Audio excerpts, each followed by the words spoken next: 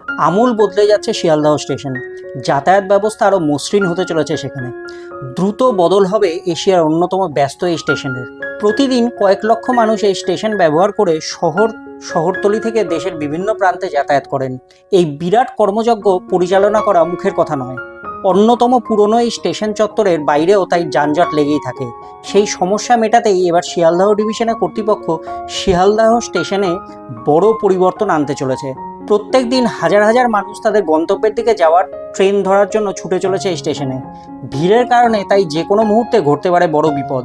সেই সমস্যা মেটাতে এবার শিয়ালদহ মেন স্টেশনের গেট থেকে তৈরি হচ্ছে একটি সাবওয়ে। এই পথ একসঙ্গে জুড়বে Sealdah station, Sealdah court, BR Singh হাসপাতাল চত্বর ও মেট্রো স্টেশনকেও। এই সাবওয়ে চালু হয়ে গেলে শিয়ালদহ স্টেশনের সামনে জনবহুল এলাকা বা কনকর্স জোন আর পেরোতে হবে না যাত্রীদের। এই সাবওয়ে চালু হলে সুবিধা বাড়বে মেট্রোর গ্রিন লাইনে।